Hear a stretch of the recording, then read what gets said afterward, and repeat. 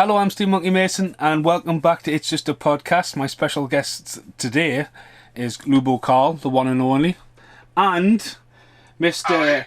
Sluggy Johnson, the man, the myth, the absolute player of the North East, legend of Rise, swinging from the chandeliers, Mr. Sluggy Johnson. Hello, David. Screaming like demons, swinging from the ceiling. All right, there. Hiya. So today we're doing The Mask, not Mask with Sharon, but The Mask, from the early 90s. I'm about to press play after 3, so 3, 2, 1. Just hold on a minute. You just said after 3. You know what I fucking meant. This is actually seriously. No. For anybody listening, just so they can keep up, we are at 1 second on the screen, just to give you a time cue, because Steve failed to do that. Steven. How we missed our host. Mr. Host. Right, so I'm on 1 second. The guys are watching on Blu-ray. I'm watching on DVD. I own the Laserdisc. I own the VHS. I haven't got around to getting the Blu-ray. So there might be a frame rate issue, but at the end of the day, it's just a podcast. So on 1, counting down from 3, 3, 2, 1, play. While are you downloading porn in the background? Now, I love the jingle. The score for this movie is really good, and I love the new line, that logo, that doo-doo. But this was originally meant to be a horror, and this originally had a massive prologue of Vikings at the start of this movie, getting rid of the mask, almost like the same start as Jumanji. I was just going to say in reference to Jumanji, this is based off a comic book, isn't it? Like, the comic's really dark. Yeah, I have the graphic novels. I actually got it before I went to New Zealand in '95 and took it all the way around the world. It is fucking brutal, the comic book. Like, people getting their heads blown off and all sorts. Now, you actually see two people in the background there. And obviously, the other guy would go, "Oh, he got killed, look at the chest." So, yeah. I love the text. Now, I, like everyone, I think, like, Ace Ventura came along, what's that, laugh out loud comedy, next thing you know, The Mask coming out, and Jim Carrey just exploded. But he had been around for a very long time. Earth Girls Have Easy, have anyone seen that? That he actually got New Line Cinema got an absolute bargain for him on this film, because they actually casted him for this before Ace Ventura had dropped. So I believe he only made about $450,000 on this film. But he would have made a hell of a lot more, let's just say, once Ace Ventura came out. On this, absolutely. He was he got a little bit unlucky there, like. Well, I mean, have you guys ever seen Earth Girls Are Easy? Maybe years ago, but I couldn't tell you anything. So, Earth Girls Are Easy, Gina Davis and Jeff Goldblum reunite after The Fly, or before The Fly, one way around. They were married. Damon Wayans and Jim Carrey play the other two aliens. I think that's a really strong connection to Jim Carrey's appearance in Living Colour. And I think that's, it's a really funny film. I have done the podcast for this a few years ago as a solo. And I was really excited when you guys wanted to revisit it, actually, because, like, I think there's a time and a place, and I would say to anybody who is a Jim Carrey fan, this would be in their top 5. I'd say so. I mean, I would probably go by at least 4 out of my top 5. This, Dumb and Dumber, Batman Forever, and Liar Liar. Oh, Eternal Sunrise, The Spotless Mind. I'll tell you what as well, Untouchable. My 5th one is probably a bit out there, but the number 23, brilliant movie. Joel Schumacher movie. I remember enjoying it. I don't know, it's not the most memorable movie in the world. I don't really remember anything about it, but I do remember watching it thinking, that was really good from Jim Carrey. Now, a lot of people didn't go and see it because to them Jim Carrey's a comedy guy, but he was pretty serious in a number 23. But he can do it. He can do it. Kick-Ass too. The time he was in that. But he got slated because he took the money and ran with that one. Now, Richard Jennings, who was on the screen with Jim Carrey, was a very, very, very funny fucking stand-up comedian. You just need to type in... He did go to Saturday Night Live and all that, Jaws 4 stand-up spoof and Michael Jackson. Really, really funny. Here you come, guys. Here films. I was just going to say, like, we need to kind of reference what's on screen now. Cameron Diaz, First ever film. Pre-plastic surgery. Yeah. She's Like, done it. yeah. She's roll tide as fuck. Yeah. Oh yeah, she's. Unbelievable. And she auditioned 12 times to get this role. Really? Wow. Yeah, they were actually going to give it to Anna Nicole Smith. She was in the running for a while, which I'm really glad they didn't do that, because that would have been horrible. Yeah. I was to say, Richard Jennings actually killed himself. You know that, don't you? Yeah, it's Richard Jenny though, isn't it? Yeah, Jennings, can I say? Yeah. Yeah, it's Richard Jenny, I think. Like, but yeah, he did. He committed suicide. So, you know, this is another movie I wish had a sequel. Well, and I know they did that Son of the Mask thing, but this has been around for a while, because I recently watched the audio comedy in preparation for this, and the director is doing it as a sense that he's recording it for the Laserdisc. And he mentions that the deal is set for Mask 2. They'd been talking about what they'd done. And if anyone watches The Angry Gamer Nerd, in one of his episodes on The Angry Gamer Nerd show, he's going through one of the gamer magazines, and there's an actual competition to be in the Mask 2. So obviously, Mask 2 was ready to go, and something had happened, and they just lost it. I'm guessing they lost Jim Carrey, because, you know what I mean? If you hadn't... well, I was going to add in there, apparently the word is that they got to 10 million before they gave up on Jim Carrey. He just wasn't down for doing it. And so that kind of canned the whole project, because you've got to admit, even though there might be somebody, I mean, I'm not saying there is, but there might be someone out there who actually likes a cinema. But we all know this film itself only does what it does is 100% on Jim Carrey's ability to act as a psycho, basically. Yeah, I mean, it just doesn't work. I mean, one thing that you guys may or not know, I mean, I've read the graphic novel, but Stanley Ipkiss gets killed in the first part of the novel. He gets killed by, essentially, who he's talking to now. And then the main guy of the actual original novel is the detective, the police detective. right. So he's Ipkiss is Ipkiss is like, I mean, the fucking comic book's mental. There's people getting their faces blown off, like it's going across the screens. It kind of follows a similar story, but like New Line originally wanted a new Freddy Krueger character. That's why they bought the rights to it, because they wanted like it to be a horror. And it wasn't until Chuck Russell, you know, he really wanted to, you know, heavily influenced by Looney Tunes, and he wanted to make it like a nostalgic comedy, but he also wanted to make it for Jim Carrey because he was a big fan and had been trying to work it for ages. And it's a kind of like Joe Dante, where New Line went, you know what, we've tried 3 times for a script, let's just go back and let's just do the comedy, and bang, wallop, that's how this really came about, you know. Yeah. Now, apologies for anyone in the background. I would have liked. Sorry, go ahead. No, go ahead. I'm just going to set some times for the last podcast. So yes, talk away. I was just going to say that, talking of like Jim Carrey's like ability to play a crazy person, or I think the only other person that, and again he would have been too old to do it, but the only other person I can think of that could have probably brought justice to this character would have been Robin Williams. Or Eddie Murphy. Yeah. Yeah, Eddie Murphy as well. Yeah, I can see that. So, but I think Robin Williams would have been a good choice for this as well, just for, like his over-the-top acting and like. It's something though, because this film was only 18 million, you know, or something like that. It wasn't much, and a lot of it was spent on Industrial Light and Magic, because there was a lot of budget cuts to this. There's a lot of things cut out of this movie. And do you want to say this is where I thought? I thought this is where Paul Ray would have been absolutely all over this, because where is he right now?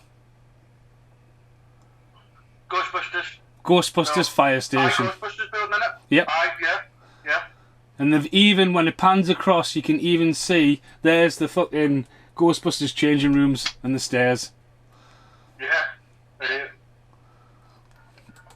So just when you mentioned budget there, obviously there is a good mention on how they saved an absolute fortune by hiring Jim Carrey, because apparently they had plans on doing a lot of digital effect on the facial expression. when he was the Mask, and obviously given Jim Carrey's pretty much ability to do anything with his face, there were actually a fortune saved there.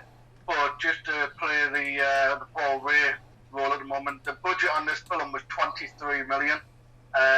Worldwide, though, it absolutely it just struck gold. Could have made 351 million. 351.5 million worldwide. I mean, you got to think about that though. It's shocking that I didn't get a sequel.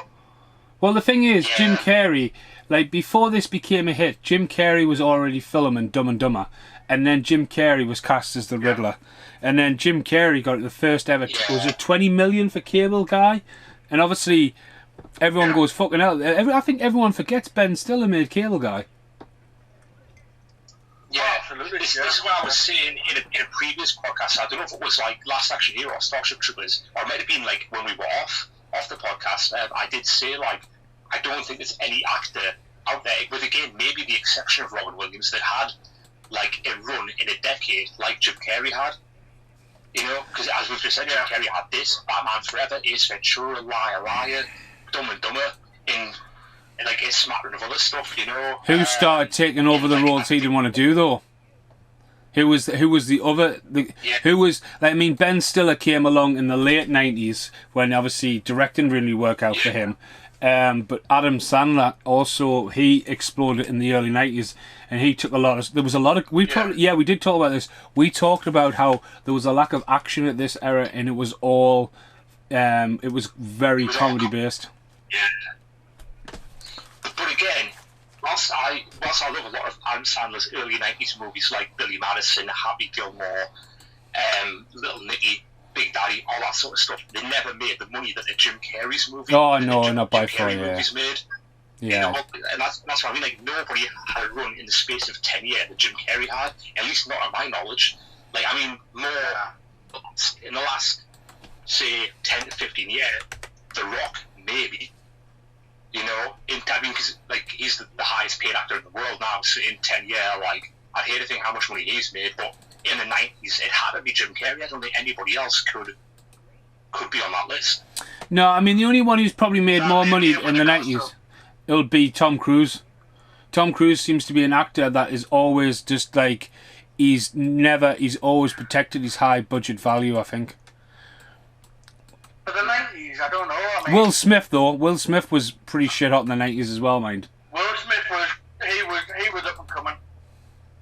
Again, I'm going to be the perv in this one, but that black and white dress is like iconic for this film. Yeah. You have to have a figure to pull that dress off. Yeah. I don't know why she got any work done though, because she is amazing and you know, like the work kind of messed with her a bit. Yeah, sadly, like isn't that like? Wouldn't you say that about every? I mean, it's every celebrity who gets too much work done. Pretty much, it's why I don't like plastic surgery. Though, like I'm firmly against it. Like it's been very diverse. Like lottery or whatever. Like I just want to shout out someone here right now. I love the colour palette on this right now on this bridge. It looks fucking stunning. Yeah. Mate, you're ahead of us. We're still outside the club. Oh fuck right off. Cameron Diaz. Have you guys just... We're just pulling on the bridge now. Right, like, the next official podcast we do, we all need to watch it on Blu-ray. Alright?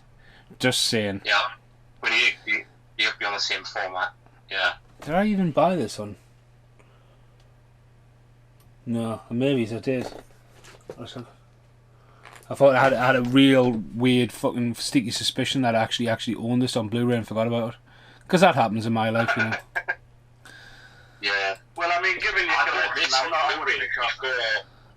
I bought this on Blu-ray before it came out in the UK. I've got the American Blu-ray. I ordered it from, I think, DVD World, back when that was a thing, or Play USA, I believe. But I've had it for quite a while now. But it was when I was in my previous job, and I was spending like a shit ton of money on Blu-ray. I know. Well, you actually give me this DVD. Yeah, I was getting rid of a lot of DVDs. I just bought them there. I bought them into a certain establishment for people to have. So now, because I was upgrading the format. I just never believe. Hey, Mister. It's just a weird glimpse in it. Yeah. I'm just looking for my mask. I got it. But again, he's still looking over the bridge for us. You're definitely a bit further ahead. Oh man, just let me know when he's seen the mask in the water. You know, you do realise He's just seen the body now. He just spotted it. He's just shouting. I was like, hey, mister. There we go. Yeah. He's just on his way down now. Hold on. Right, he's in the water now. He's just went in the water. He's found it. It's just a podcast. Again, if anyone wants to hear me just rant away, there is a separate podcast out there. Dun dun dun. Yeah, he's gonna put it on here. I love the shine, like. Yeah, the green glow going across it. It's awesome. Yeah. I'd probably say the Blu-ray looks really nice, like. I mean, I was watching the Blu-ray today at work, and it looks amazing. Yeah. And it's a Warner Brothers one as well. Really good, so it's part of my favourite collection of Warner Brothers. Always keep fucking changing it, because like even now they've added Cameron Diaz. All you need is a fucking mask tilting his head down and that cheeky fucking green face. Yeah. I'm just looking for my. But it's worth mentioning, Peter Green is an awesome villain. Yeah, well. I think he's just got the face. He's got the face and the attitude for it. Well, I don't think you could ever play a good guy. We've talked about Peter Green before. I mean, even the director on the podcast, on his commentary track, talks about Peter Green, and Peter Green was in Pulp Fiction. He's the gay copper. Yeah. The director says, he's now the baddie in the new big budget Steven Seagal film. So I wish him all the best for that. I was like, And he was in Usual Suspects, and then I shit you not, he literally just fell off the fucking radar. He like, we talked about this, and you know what I mean. The director says he's a really nice guy, but he's a great villain. But he's just vanished, really. Yeah. He was in Blue Streak. Do you remember that one? Martin Lawrence. With a diamond. Oh, yeah. That was because again he was just a bit of a dickhead, but he played dickhead so well. I think he's a producer now as well. I think he might produce more than he acts. I think that's probably why he's gone off the radar. Oh, I mean, I think he's fucking great in this, because at the end of the day, when this film was made, all these stars are really unknown. I mean, Jim Carrey was on the rise, but like, we look at it now and go, fucking hell, Cameron Diaz, and it's like, fucking hell, it's her first film. Yeah. Yeah. Now, there's a known fact, any time that you say Jim Carrey is fed up with this dog, it's true, like really true. Because apparently they were talking about how he was not the best trained dog at all. I mean, that's proving the point that he kind of is quite good because he caught the frisbee. But apparently a lot of the scenes where he looked really fed up, and apparently because he wouldn't do what they wanted him to do. It's him. See, I find that quite hard to believe, because a dog comes across as like is really good, you know. Yeah. Bueller. We all wear masks. Bueller. Metaphorically speaking. Right, does anyone want to talk about The Mask 2 then? Never seen it. Really? It's know like, nothing about it. I mean, to be honest with you, Jamie Kennedy, Jamie Kennedy, I think personally missed a beat. I think he had some. I think he picked. I like Jamie Kennedy. I do like Jamie Kennedy. But I think he's made some bad choices. Scream. Yeah, absolutely. Scream, yeah. I can totally agree. That's the only thing I think of when I think of him. Did he do like a really bad reality TV show? As well? Yeah, I mean, he's. I can't remember, but there was something. I mean, it was just the fact that he had hair, and it's a proper kids movie, The Son of Mask. Yeah, I never bothered with it. I saw the trailer for it and I was like, nope. The special effects on this are fucking class when they were done. Yeah, here we go. I mean, he's just putting the mask on now, scratching his head. Like, this is awesome. Let's remember, this is 1994 as well. Well, it's the director's storyboarding it, because even like the camera shakes when he's a tornado. Like, the directors sat and like sketched it out like a cartoon, and they've really planned it. Yeah. They haven't relied on we'll just do it in post. They've sort of like old school went we need to do this camera move here, move the camera, you know what I mean, and just again, Jim Carrey embodies it, you know what I mean. them teeth. Yeah. How the fuck he talked with them teeth in, I do not know. Yeah, I was wondering. I watched this a while ago.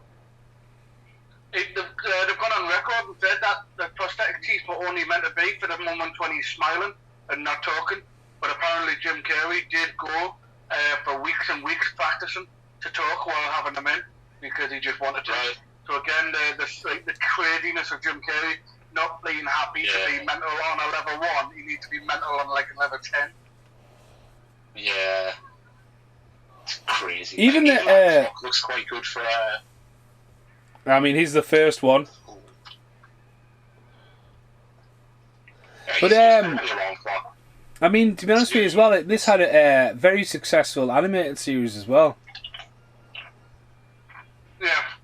Yeah, I was going to mention that. And so did Dumb and Dumber as well. Another Jim Carrey thing that also had an animated show. That's it was on Cartoon Network during the 90s. Look, Ma, I'm roadkill.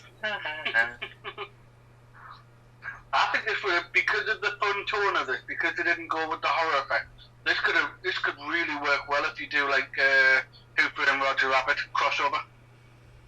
Yeah. Yeah. Like have it with the mask gone mental, and you need Roger Rabbit to come and like find them, and I think it would work really well. And it might be a little bit insensitive, but I think as a joke, and I think people would take it as a joke, it'd literally have it so like Bob Hoskins is now a cartoon character. Yeah. And these were all added. I'd like to see another. Oh, here we go. The thugs. Sped up. Come on! Shinsuke Nakamura. Whoop. Yeah.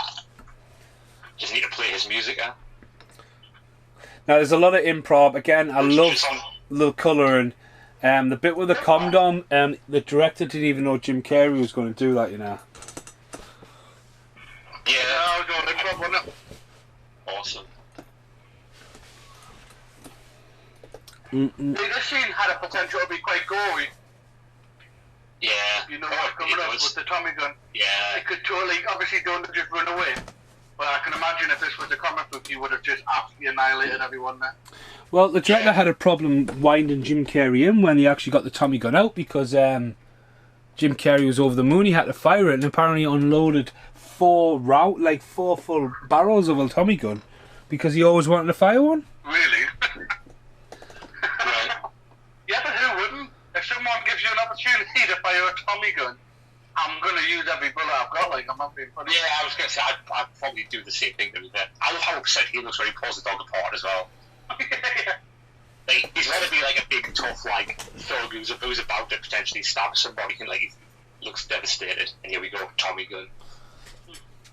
A Tommy gun? Tommy.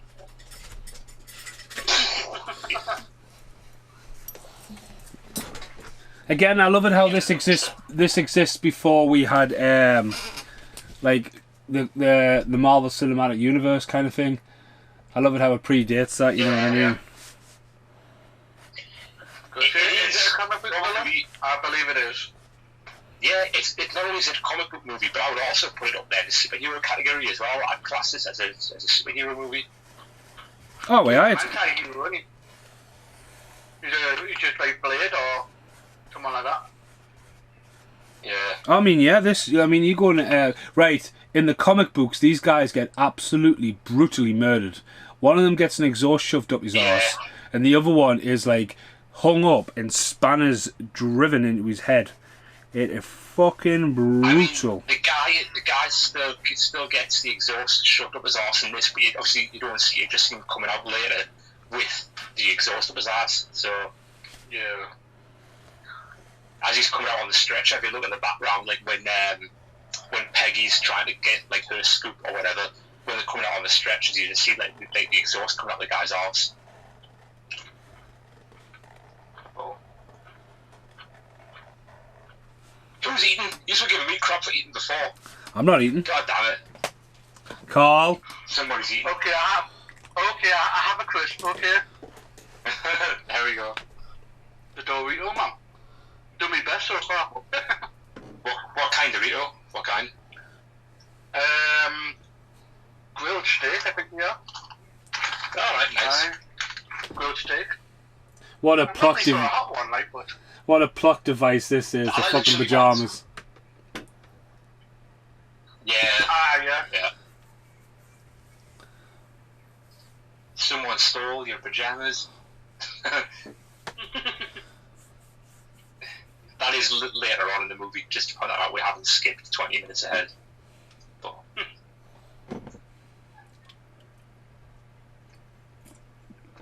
Ford B. I love how he thinks it's a dream and then it's like, no way. Like, I mean, this is the one Jim Carrey hasn't made a sequel to, is it?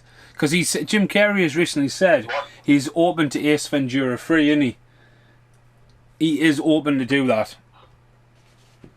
What did I can't say I've heard that. No, he has said he's open for it, but it just depends on the script. I think a lot of people in lockdown have I think a lot of actors have rediscovered their films or rediscovered stuff and went, right, actually, like Sylvester Stallone, he's the fucking worst. He's probably wanting to make a sequel to everything. Yeah. But it's been That's just him anyway, because all he's got is Rocky movies, and Rambo movies. How dare you? How dare you? Shut up, man. So much more than that. John Spartan. So much more. He got Rambo? He said Rambo, Carl. Yeah, what? Yeah, I said he's... No, John- I said he's got Rocky and Rambo, and that's it. John Spartan, Barney Ross. No. Over the top. I can't remember his name, but over the top. Fuck off, over the top needs buried. Fuck me. I fucking love that fella. That is one of the worst DVD releases ever. It looks like Lego trying to fucking mate with Playmobil. That's how bad the picture is.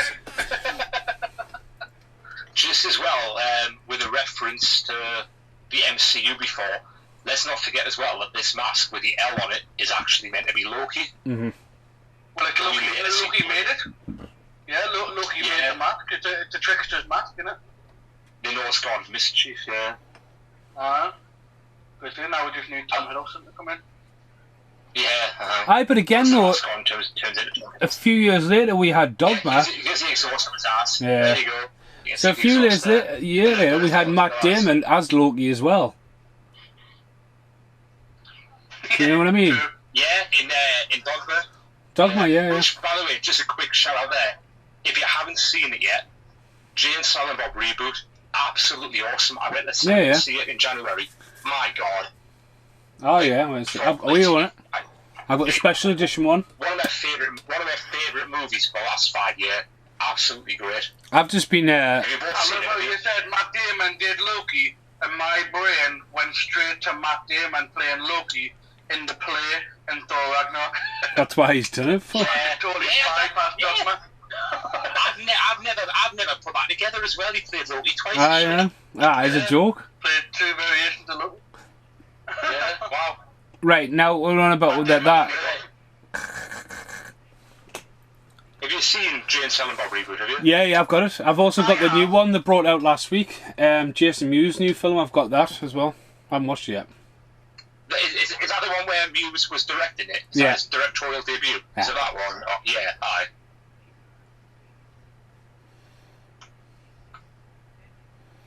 Richard Jennings, man. You've just got to type in Jaws, The Revenge, and his idea of that fucking film. It's fucking class. Why are you still watching this movie? Jenny made give his correct name. Right, sorry, Luggy. Jenny. Yeah, aye, damn right. Luggy Johnson. Fucking Luggy. Aye, Luggy. Hey, Stefan Mason, just chill out. Ooh. Yeah, right. He's missing off the start of words, like all he cares about is ood and ussy. Now what's she off again? She looks like the bloody mom from Problem Child 2. That's it, yeah? Am I right? That's what I'm getting, yeah? Well, I don't know if you're right, but that's what I'm thinking. Well, see, the thing is, you know what's funny? She gets killed in the original cut. She actually gets chucked in the fucking newspaper and gets completely compressed into it. And for timing, they cut it out. And then the director was just like, I bet her agent's happy. She probably comes back in the sequel. So again, they were looking at possibilities of bringing her back. But it's a Yeah. very, for the time though, you think he's going to get with her, and he's going to follow Cameron Diaz and never get there, and she's going to be the heel.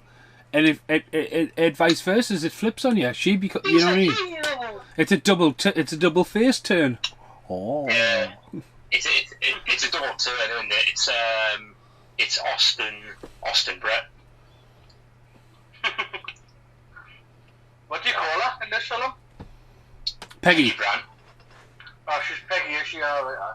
Yeah. She's fucking IMDb, man. Fucking nightmare. For some reason, they must have done it for every film now, but it's all listed as in, like, villain. Right. I mean, it must have been bored as fucking She lockdown. played a bigger role Villain. Yeah. Villain. She played a bigger role in the animated show. The character was featured quite heavily in that. I'm forgetting what the guy's name is, but the big heavy, he's Lloyd or something. It's something weird like that. He's got such a generic name. Lloyd. No, he's the big like giant guy who's like unstoppable. He comes along in the Mask Returns graphic novel. I think if the Jim Carrey would have returned, I think that's who would have been brought in as the baddie. Oh, I thought you meant somebody from this movie at first. I was like, who? No, there's a you'll see him. I mean, he was heavily used in the animation series, but he had like see this scene here. Here's another budget cut. Now, there's two things about this. One, it was meant to be out in the open, but they've done this on a wing. Two, it's a professional golfer who hits the ball out of his mouth, but smacks Peter Green in the nose, full force, and the director decided to keep that in. Ahead of us again, mate. Oh, piss We're off, still in man! the bank with Jim Carrey. Watching Peggy. You guys are Just went to There we go.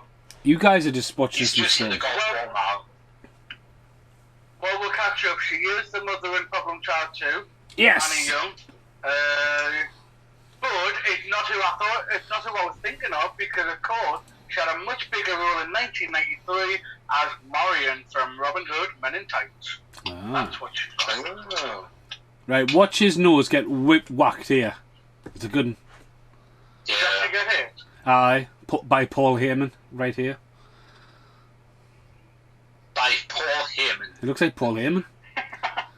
Bald and tied back, coat on. I mean, Paul Heyman was on roids. he's got Paul Heyman's hair. But, Ready. Just watch the nose. Watch the nose. Total Last Action Hero kind of frame on that. Wow. Ladies and gentlemen, my name. No, just expecting Brock Lesnar to come through the door and F5 him. I'll be honest with you, I haven't really seen much of the wrestling in a while, but I did see an article the other day that someone put up on Twitter, and it was like a happy birthday Brock Lesnar Twitter, so like had all these different pictures. Yeah. And like he listed all of Brock Lesnar's accolades and said probably one of the best wrestlers of all time. And Paul Heyman literally responded and retweeted to it, saying probably, and just roasted this kid, saying that Brock Lesnar is in fact the best wrestler of all time. And I was like, you know, that's the thing about Paul Heyman, like he keeps that character going. Other than when he does the talks, which are fantastic, his character is just full on. I was just going to say, remind us on when we get off this, because I don't want to go into like a 10-minute story about Brock Lesnar now whilst we're doing this. But remind us on, because to do with one of them Paul Heyman talks, it is a really interesting Brock Lesnar story. So remind us on when this stops, and I'll tell you. Cool, yeah. And here's the Cameron Diaz returning in the black and white dress. Yeah, good to hear. Yeah. The dream. Yeah. There's only one colour Porsche, But black. going back to what you said earlier on, Mason, I really hope they don't do an Ace Ventura 3. Why not? Well, there is already an Ace Ventura 3 because they did one when he was a kid. Yeah, it didn't have Jim Carrey. It was a prequel, though, wasn't it? Yeah. Technically. So. I think it'll make was money. It a prequel, or was it? I think Jim Carrey. Was that a prequel, or was that meant to be Ace Ventura's kid? Does anybody know that? I think it was. Is it not a prequel? Was that Ace Ventura? Was that Ace Ventura, or was it like, or was it Ace's kid that was doing that? I'm not sure. I've never seen it. Don't want. I never saw it. So no. I love the blue on this. I It's don't fucking like light. sequels, and when they change actors around. I'm not a fan of that. It's like as big of an actor as he is, like Jumanji 2 can go to hell. So can Jumanji 3. No, technically Zavura is Jumanji 2, by the way. Yeah, it's Zavura. To be fair, that's an alright movie.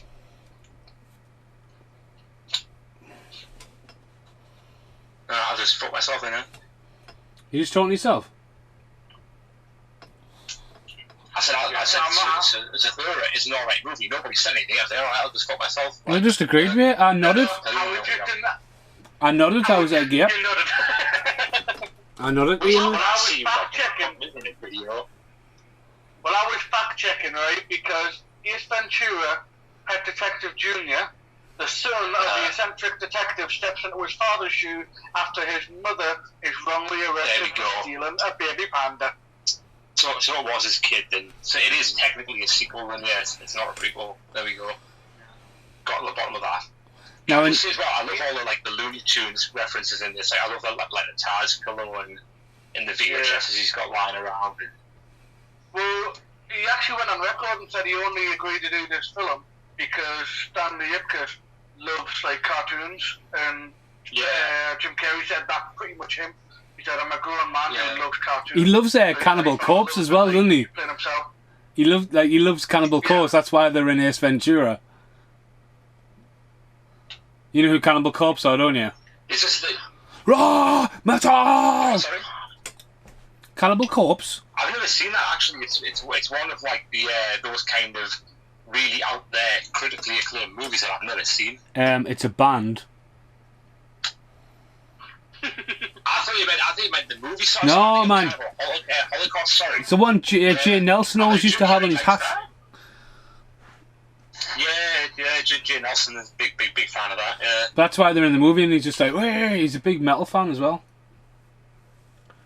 Yeah. Have you seen a film called The Bad Batch? Is that the Netflix one there when he's in that? Aye. It's Jason Momoa who does kind of an okay job, but he doesn't really say anything. But literally Jim Carrey, like he's one of the characters where you'll see him about 6 or 7 times before you know it's Jim Carrey. He is the most unrecognisable he's ever been in all his life, and he plays such a twisted little character that he doesn't really do anything, but you can tell, like again with Jim Carrey, he's doing an awful lot without doing anything, you know. And there's a weird That was the same in Kick-Ass 2, though. They changed his face, didn't it, to make him look like bigger, rather than having like an egg-shaped head. They kind of like changed, like they get more of a square jaw and everything. Like he's so different. Long. Yeah. The shame as well, because he didn't really handle that very well, I don't think. The whole Which one of situation. Yeah, he went pretty out there with that. Which of the Mask's costumes do you think is the most iconic? It's got to be this, right? It's got to be the yellow suit. Well, if there was a pop vinyl... This is an homage to his mum's suit. His mum made him a suit that looks apparently very much like this for when he first started doing stand-up. So apparently this is a homage to that, but I don't know if the film asked him if he had anything like this, or whether it just looked like that, I don't know. This totally reminds me of Roger Rabbit, this bit when Jessica Rabbit sings. Yeah.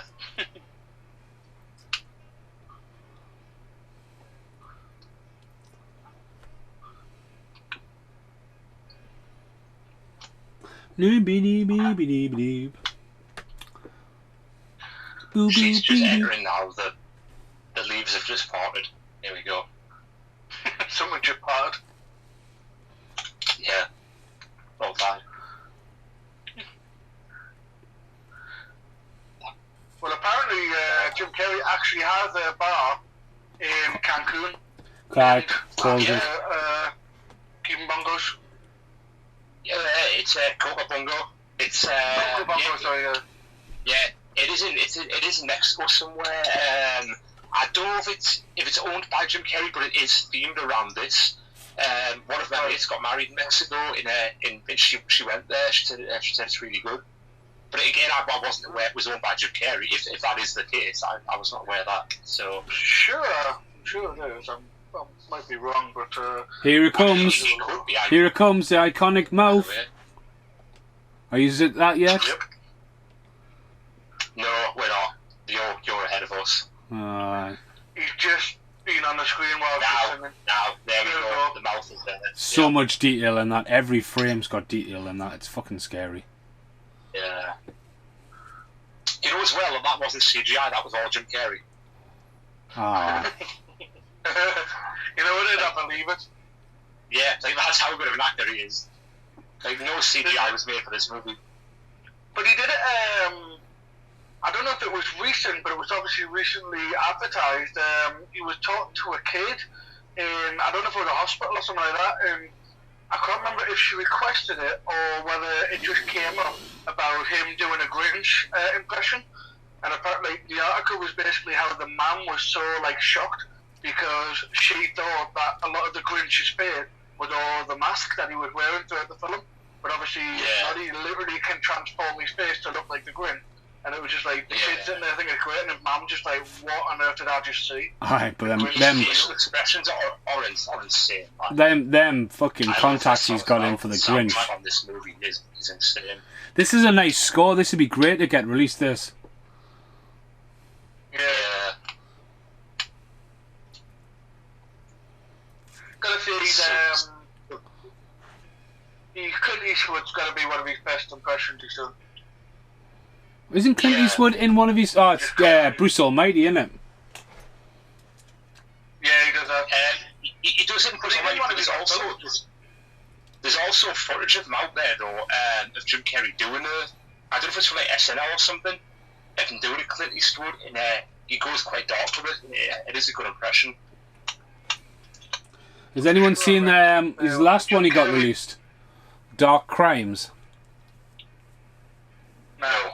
That's that was a hard watch. That like it was a very bleak movie. I think it was all. Was that a Jim Carrey movie? Sorry, or is that a Clint Eastwood movie? Like who we talking about here? Sorry, Jim Carrey. He's got like a big beard and he's got his head shaved. It's a very it's I think I might have seen a picture of it because your description sounds familiar.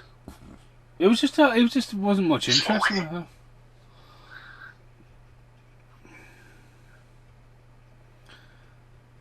That guy in the background This is the first, with that mullet hair. first official death in this as well, isn't it? Aye, officially, yeah. But he's not murdered in any way. He's just been killed in the crossfire, hasn't he? Yeah, and that was the death there, yeah. I like this where he's like, who did this, who did it? And he just happens to be in the club. He's like, him there, the guy that's with Tina. Wasn't he he was one of the henchmen in Cliffhanger, wasn't he, Carl? The guy with the long blonde hair. Yeah. He was also probably in the X-Files. Probably. I believe the black guy who's just died was in the X-Files, but I'm not 100% sure. Right. Aha! We just going to mention the whole Clint Eastwood thing. Apparently, Jim Carrey was in the last of the Dirty Harry. He was in Deadpool. He was. Jim Carrey. He was in like Peggy Sue Got Married with Nicolas Cage when they're all dancing and stuff. He was in a lot of fucking films like before. He was in a film called One Spittin'. Have you ever seen that? The vampire comedy. No.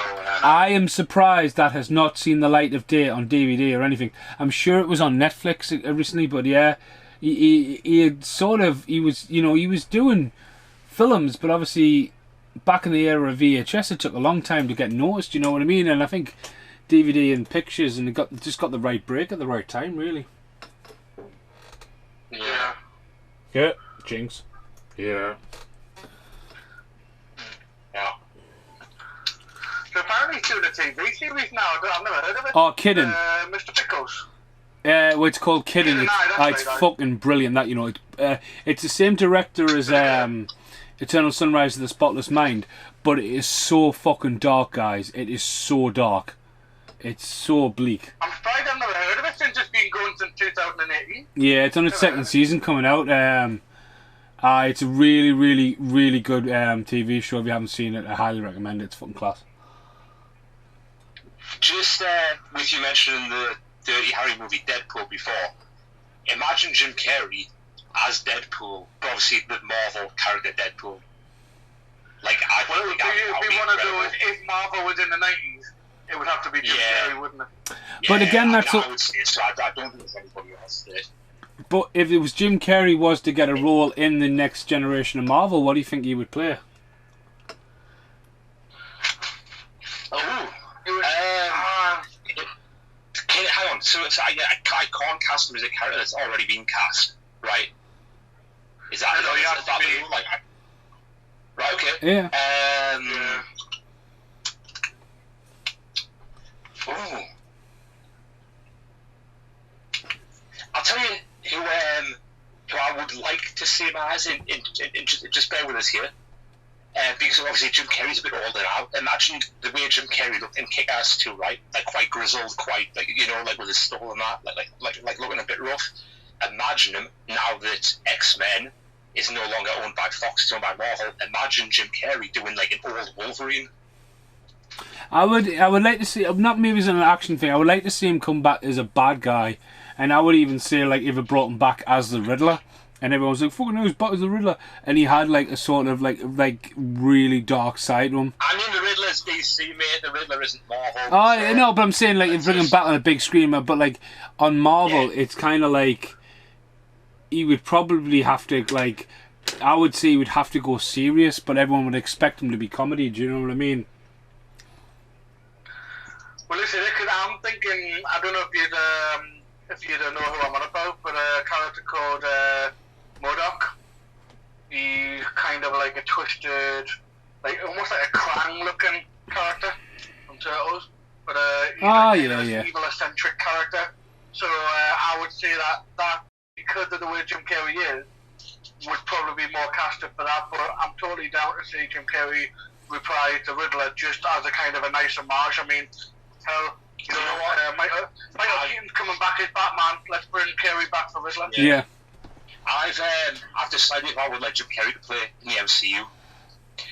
Moon Knight, because I don't know if you're aware of this, but Moon Knight, the character has split personalities, and Jim Carrey could do that awesomely. You know, I think for anybody with split personalities, it's got to be Jim Carrey as Moon Knight. If I'm going to put Jim Carrey in the MCU. Mm-hmm. Now in the comic book, by this point, Ipkiss is dead, the mask is transferred over to her, and the detective is gone full-on military trying to get a hold of the mask. But his second night on the town. All the money. That look of shock when he first opens his cupboard and the money goes everywhere. But that's the one thing Jim Carrey wanted to do. You know what it is? I've just thought of a character there, which I'm surprised you didn't think of there. Actually, what about if they went proper animated level of Green Goblin? That's because of the aesthetics, it would work. But I just think he might be a bit old for it. But I would if we go off the animated stuff, just for the way he was in the 90s Spider-Man, Cletus Cassidy, Carnage, how good would Jim Carrey be as that role? Because he was always like... I mean, I would definitely cast him over instead of fucking Woody Harrelson, like, Jesus.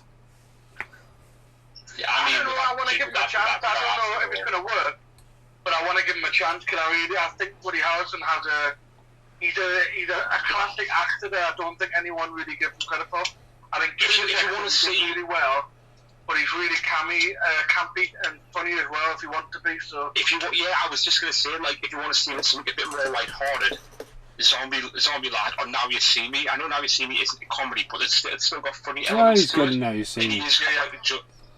He is quite a funny character in that, and obviously Zombieland, horror comedy. So now, if you want to see, have any of you guys seen Lost in London yet with Woody Harrelson?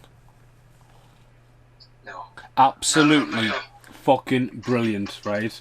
Rehearsed one night before, sent out live, filmed live to the cinemas, and it's Woody Harrelson, and he goes around London trying to like sort his life out and find his wife, and the camera never cuts. It's one big fucking take, and there's a bit where Bono rings him, and Bono's a raster and all this kinds of stuff. It's fucking brilliant, just for what it is. Do you know what I mean? Because there's people stopping in the street. I think like anybody Harrelson could do that. I don't know many actors who could pull that role off, but just because of what you've described there, in my head I'm thinking, yeah, Harrelson could do that easy. Well, he just plays himself because people are stopping him in the street and going, "Hey, Woody," and he stops for autographs and keeps on going. Do you know what I mean? Oh, really? A brilliant film if you get to see it.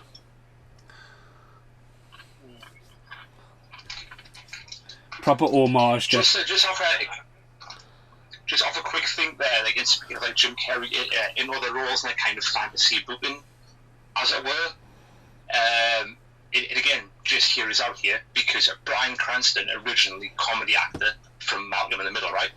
Imagine Jim Carrey in the Heisenberg role in Breaking Bad. Oh yeah, Jim Carrey can deliver like. I like him as a serious actor. Like I said, the number 23 is pretty good. He was good in Man on the Moon, the Andy Kaufman thing. Oh, have you seen the documentary about that on Netflix? How he nearly lost his fucking mind playing it. It's fucking brilliant, that. No. He was an absolute nightmare to work with, you know, because he just completely lost it. You wouldn't be a character, would you? He became Andy Kaufman, didn't he? Yeah. Like the 3 months or 4 months or whatever. With him, like he became Kaufman, so such a great actor. Like again, like whilst he is huge, I don't think he gets kind of the props that he deserves. Well, for what he can do. Like he's so good. He's only going to be remembered for Ace Ventura or something like that. Well, the thing is, before the scene when he accepts the Academy Award, right?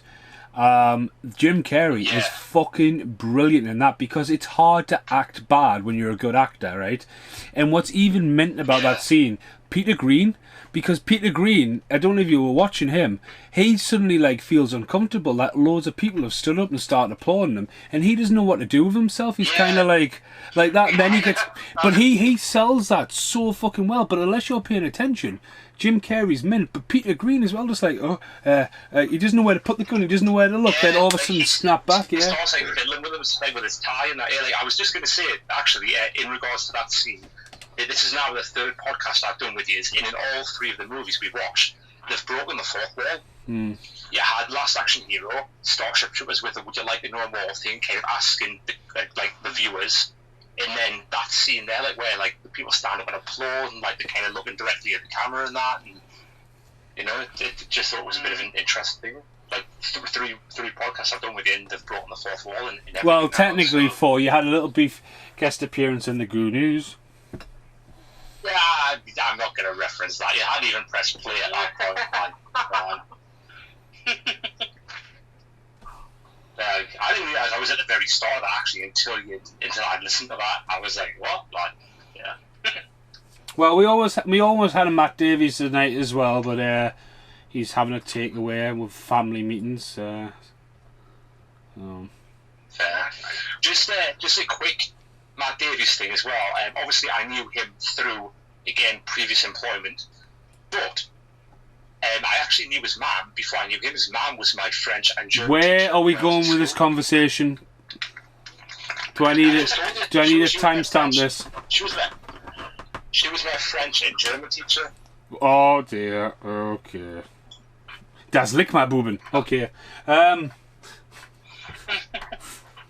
Fuck you learning German in school for? Because we had to. It wasn't a choice. Of course, I think it came in just that I left out. I think we only had French and Spanish, but I think the year I left, they said you could do Russian and German. We didn't get Spanish. We only got French and German, and we had to take them up to GCSE, and then at GCSE, you could either continue them as a GCSE or you could drop them and take like whatever else. I mean, I didn't take it for us except for Spanish. I don't, you know, with all the news going on in the world right now, you know, Russia's the biggest continent on the planet, and you fucking never hear a peep about them, ever. Well, now they're clever. Well, they're just left to their own. So pick the fight when it comes. Oh, who's done that? I heard that. It wasn't me. I would admit it. I was going to say I'd claim it. I'd your chair. Oh, me good friend chair. I want to see like Paul Ray. He's got fucking a leather recliner, fucking cup holder and everything. Aye, you can use telly and everything. You clean out.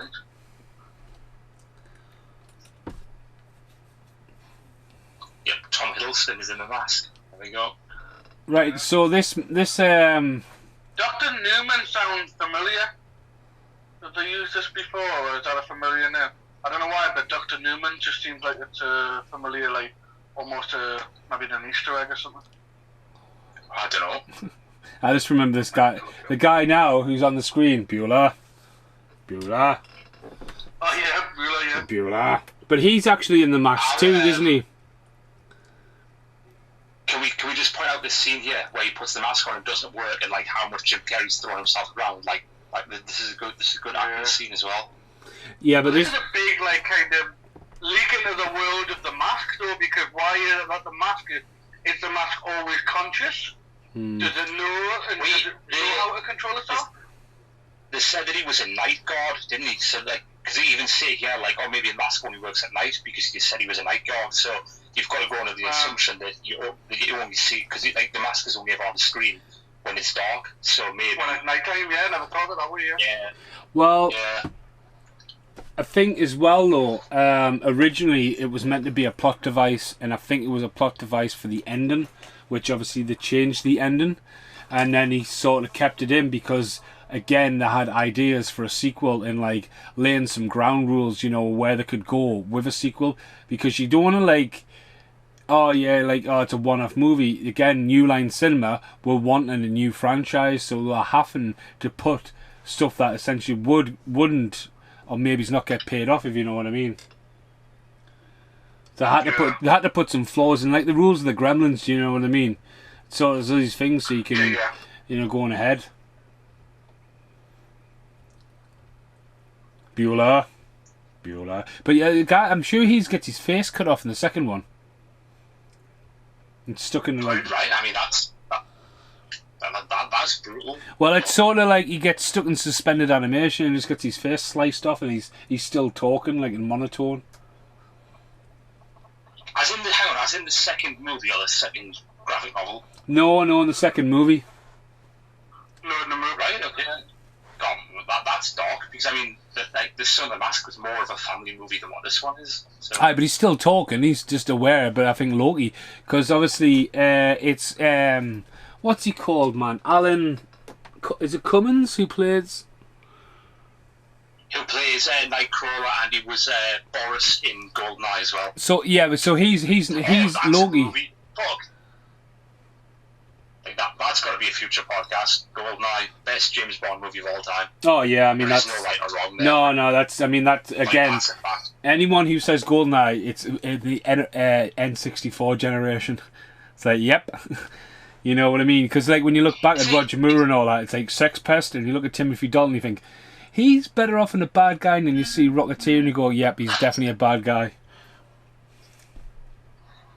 There is good other Bond movies like Goldfinger, like The Man with the Golden Gun. I even like Casino Royale with Daniel Craig, but Goldeneye is by far the best Bond movie. It's awesome. Like, I don't think it's up for debate. Like, it's fucking great. Like, the other Brosnan Bond movies suck, but Goldeneye's great. Aye. Who's getting loads of messages? Hush now. Aye, hush. I've put my phone on Do Not Disturb. I'm going to own that one. That one was me. I'm getting messages on Facebook recording involving a shoplifter that's been in the shop. Huh? So. Alright, we all get them. Right, so Yeah. the French mask. So going back before, we didn't really get into it, but let's talk about it. Pop finals. Now, I actually have an original. He's sitting up on the shelf. Pencil topper of Milo the dog. So there was a lot of toys out back in the day, but if it was a pop vinyl, are we thinking Chase with a hat? Without a chase, his head, yellow suit. Because at the end of the day, the French one's an also one, isn't he? So. Yeah. I would say that the yellow suit has to be the regular, and then like I say, I would say the French with the hat would be the chase. I'd also like to see like the gangster one, who like the gangster starts who appears in the end scene. where they're in the club that he's wearing there. Like to say that. Again, no, they haven't bothered doing them, because they haven't done it Ace Ventura. Have they done Dumb and Dumber? Don't think so. I believe there's some pop finals. Hang on, because no, this could be an interesting thing, actually. Is there a pop final of Jim Carrey? Because there isn't a Riddler yet, is there, Carl? There is a Riddler, and they are classing it as the Batman Forever, but I would say it doesn't strictly... I wouldn't say it's a Jim Carrey pop final. I feel like it's a Riddler pop final, if that makes sense. Yeah, so that's an interesting one. Maybe he's not very fond of giving his likeness away. No, you're absolutely wrong. There is, in fact, an Ace Ventura pop final. Right, thanks very much for joining me on the podcast. I'm going to leave the guys to finish it up, because I know fuck all. Bye now. See you later, one, because it's 20 quid. Well, 18.58 on eBay. And the most expensive one I can see is 25.41. But actually, as well, I would just say that actually there isn't a Dumb and Dumber pop final, but it is, however, a mask pop final, and it is the yellow suit, but with no hat. Right, guy on the left. You got the guy on the left with Peggy yet? No, we're still in there. Right, let us know when you got Peggy back. Let us know when you got Peggy, because he is in loads of Adam Sandler films. He's the... Peggy doesn't appear for a while yet, no, does she? Peggy appears after the Sing Song. How far ahead are you? Peggy's in the newsroom. I'm not that far ahead. Well, they're just about to do the Sing Song here, though. Like they're like he turns around, sees all the police. Like, where are you? What do you mean? Where am I? I'm exactly 56. Aye, cuts to Peggy. They're emptying his pockets.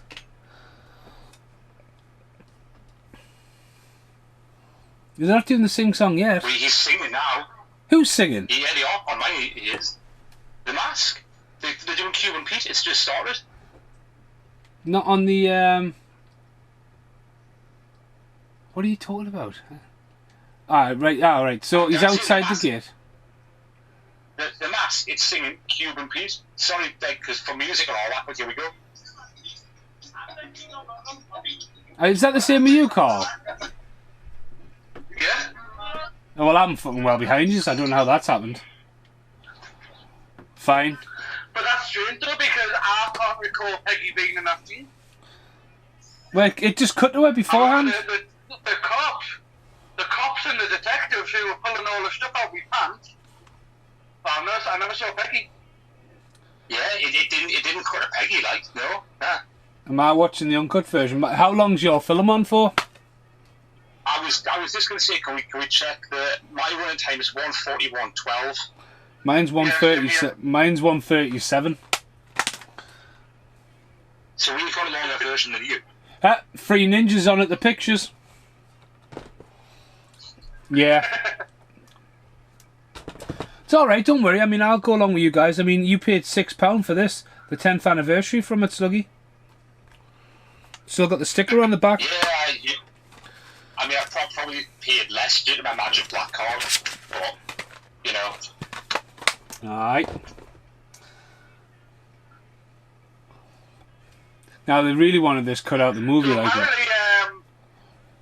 You just got to say, I was about to say, apparently they really didn't like the scene, and the test audience absolutely love it, so they kept it in. Well, the thing is, it's two music. I kind of like it, but I can see why they don't like it. Well, it's 2 musical numbers, you know what I mean? You got the dance off with Cameron Diaz, now you got this. Do you know what I mean? Now, there's something I want to talk. Like, he can be weird, but everyone else being weird didn't work with the film, I don't think. Well, there's something I would talk about. The guy who plays like the Jeopardy of the detective in charge is a bit like Proctor from Police Academy.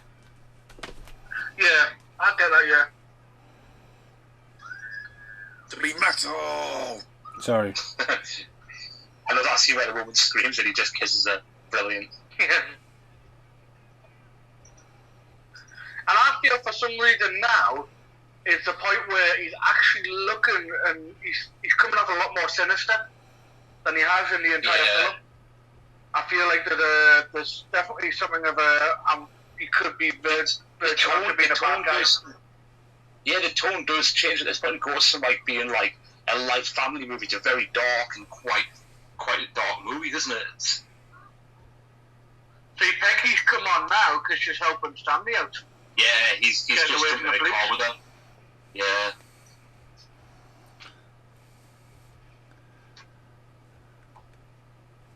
Aye. Bloody cops definitely can't watch shoot anyone when it comes to the viewers. We definitely need to watch the right versions in future. But yeah, just in case you missed that before, there is a Mask Pop final, so there we go. And an Ace Ventura one. Yeah, but no Dumb and Dumber one. So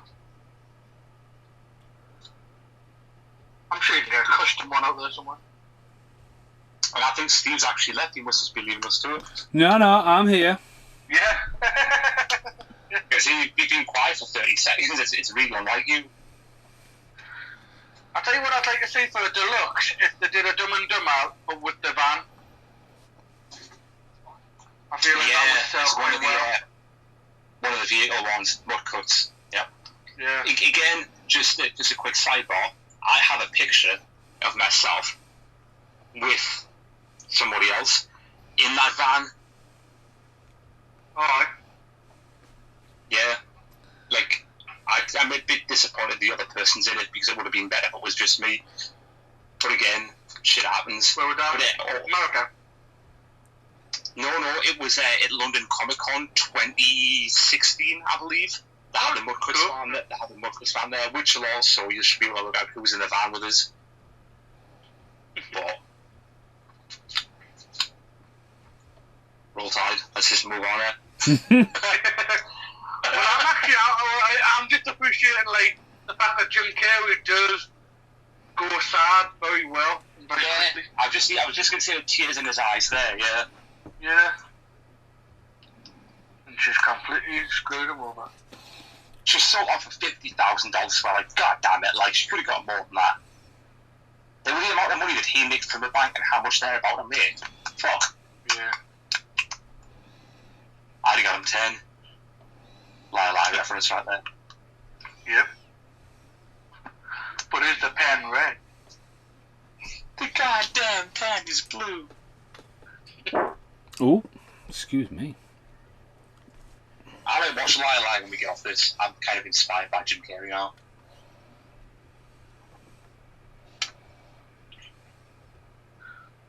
So, Mason, were you saying in the graphic novel, Peggy actually dies here? No, in the actual movie, she gets chucked in the newspaper printer, and there's like a weird like newspaper print of her face stuck on the shit and all that. So, you know what? Is that on the deleted scenes? I believe I've seen that. Now that you've said that, I've seen like an image of a newspaper somewhere with her face in it. Yeah. Well, there's definitely deleted scenes on the DVD extras. So yeah, I mean they did pack a lot of stuff into the 10th How anniversary. sinister is this as well? Can we just see with the clouds in the background, like how much of an awesome effect that? Like you know not to expect like the Jim Carrey mask, and you know there's something dark is coming. Like with like the whole cloud in the background, like that's amazing. I mean, you forget about the. I mean, again, like even the flash of lightning with the skeleton and like. I mean, that is definitely. I mean, that looks like Lou Ferrigno stepped in. You know what I mean? Yeah, it does look like Lou Ferrigno. Yeah. Or every other vampire from Buffy, which is not a diss against Buffy because that's amazing, but he does very much just look like another vampire from Buffy. Yeah, you know what's really funny? I for one of the Rise Halloweens, I went as a vampire. Yeah, I think I've seen a picture. Yeah, I had the prosthetic and everything. And somebody in Rise had stopped us and was like, "Oh, you look like such and so," and it was like generic vampire #1 who actually has a name. He's in like the first season and he's one of the ones helping the master. I think his name's Brian. She was like, "Oh, you look like Brian from Buffy," and I was like, the fact that you didn't know his name, like, I was like, wow. Yeah. Because again, as you said there, he's one of them generic vampires, you know? Yeah. So, just that prosthetic, innit? Yeah. Although, can we just appreciate that the bad guy that actually even what looks to be everyday British bin liners. Normally it's like a proper money bag or like a suit bag, but that just looks like the bin liners in my kitchen. It's usually like a cream bag with like dollar signs on it, right? Yeah. Yeah. Nah, just like they just look like regular bin liners. And again, they leave with 2 bin bags for the amount of money that was in that closet before. These are like 3 or 4 full stacks of money. There's no way they've got all the money. They've left at least half of it. It's just a movie. You know what I mean? Hey, I just think that was gonna make it in. Alright. Details, man. It's all in the details. Devil's in the detail. Yeah. I love that. No one's going to chuck him into his lap and then bang, there he is. Yeah, there we go. Boom. I like that guy in this as well. The guy that plays his partner, Doyle. I think he's quite a funny character.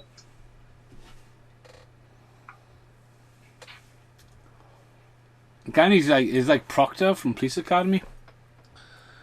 I would just about to say this is basically Proctor from in a more serious film.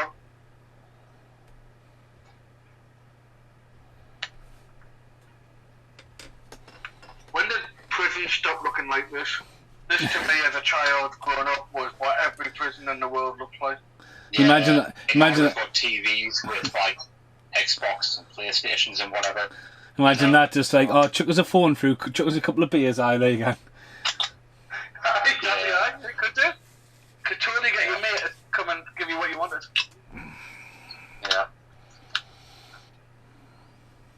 I don't think that's the proper prisoners. That's kind of like an overnight jail cell as opposed to a proper prison. Well, it'd be a precinct, and it's not like over us here. Like, it's like a precinct thing. Yeah. That's what I mean. It's just like where you would keep somebody overnight. But yeah. The drunk tank. Yeah. So there's a bit of a twist in the film, innit? Because you wouldn't think it was Peggy. I think you were dancing on that line before, Mason, when you say that you would expect him to get with Peggy, and obviously Cameron Diaz is the one that's screwing him over, but then seemed to do it is a double turn. This is obviously Peggy screwed him over. Now Cameron Diaz is kind of like, I've got to leave because people are dangerous, and I'm going to miss you, and like this and that. And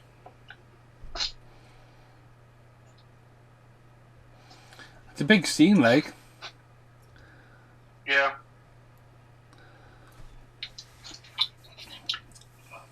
It's kind of weird, like, because he's got loads of light on him there, and then she's got none, and she's the one standing facing the fucking window. Yeah. Jim Carrey's massive head, it just blocks out all the light. I was going to say, you could have Jim Carrey that blocking the light. Yeah.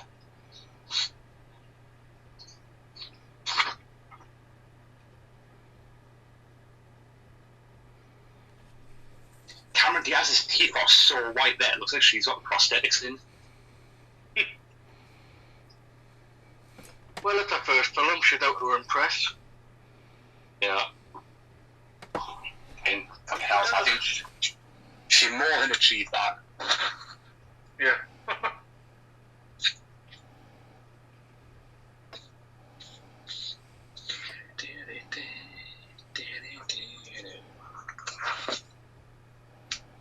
I've still got Cuban Pete stuck on my head.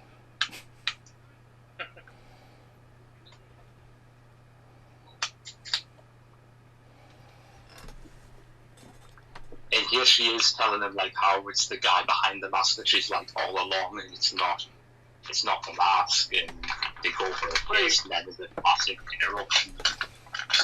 You're gonna have that moment in the film. Yeah.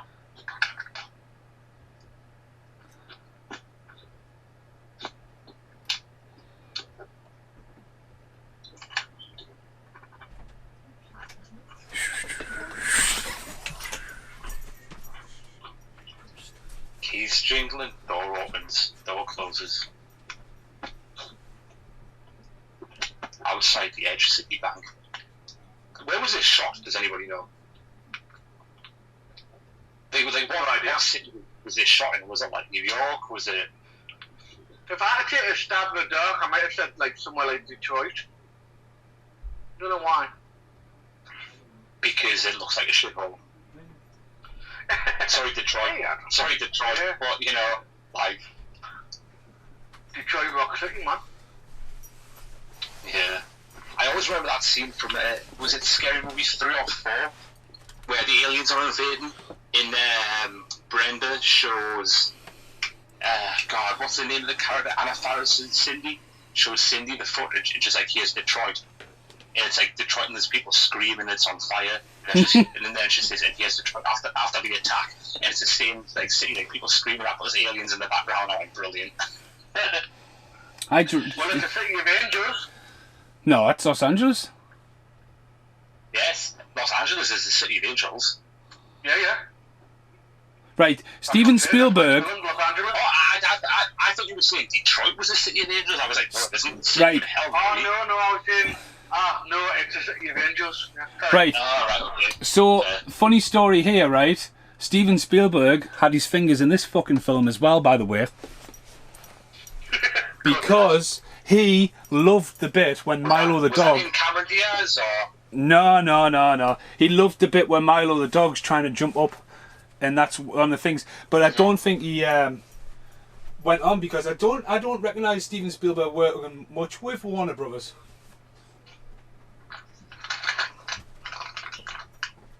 I don't know.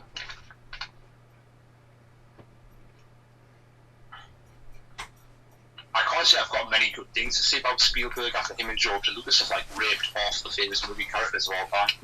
You know, like,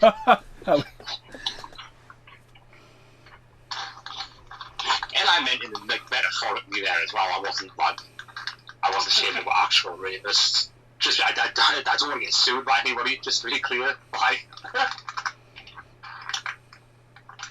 I remember watching them like the South Park where they rape Indiana Jones, and it was fucking hilarious. Like all the lads can see is those two actually physically raping Indiana Jones, and it's been fucking awesome.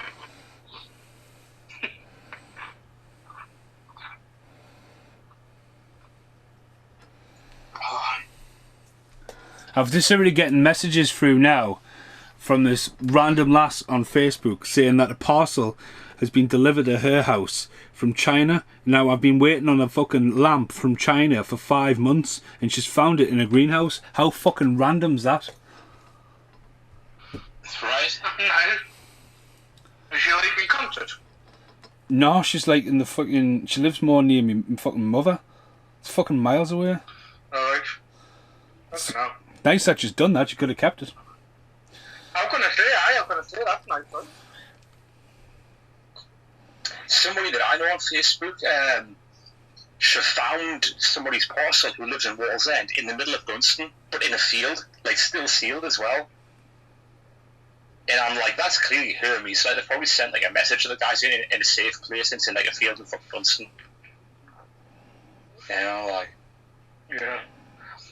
because Despite reading the fact, I would like to deny the fact that they said that this dog wasn't very talented. You know, this is what I mean. Like the dog looks like it's extremely talented. Like I don't buy it not being talented. Like it looks like it's so clever. He could have just been a dick, to be fair. Yeah, maybe. I mean, like I say, come on. But again, You're he's a talented, dog. you're not a dick. But again, he's a dog and he's not a cat, and like dogs aren't dicks. So if it was a cat, I could probably believe it being a dick, because all cats are dicks. So, but I'm only saying that because I was attacked by a cat when I was younger. I'm a dog person, and the bigger the dog, the softer they are. You know, German Shepherds, Newfoundlands, etc. I just like to say, out of all the cartoon stuff in this film, the most cartoon thing I've just seen is him literally revealing his box in the car with danger, explosion. I might as well have just said TNT with Coyote on it. Yeah, I don't know how you would feel about this, but just on the mention of dogs, right?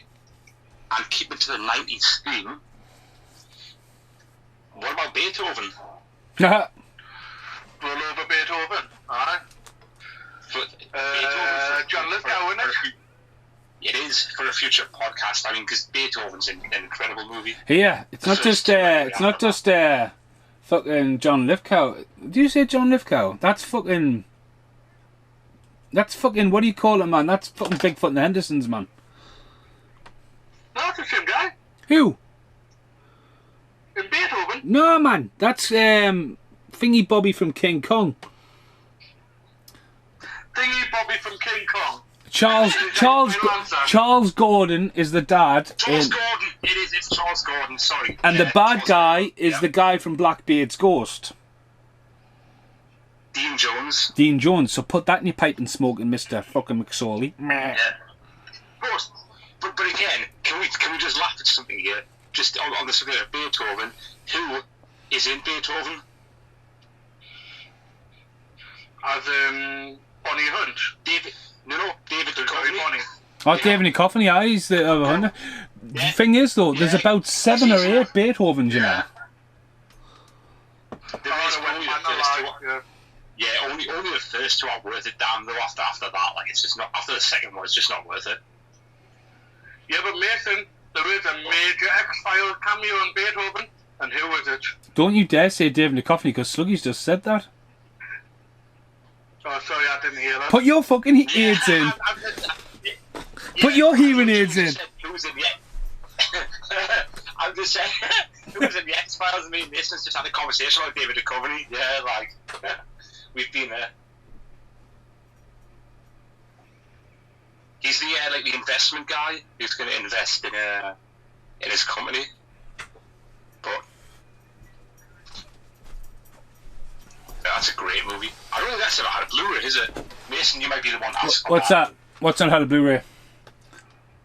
Huh? Beethoven 1 and 2. Oh, no. Beethoven. Blu-ray.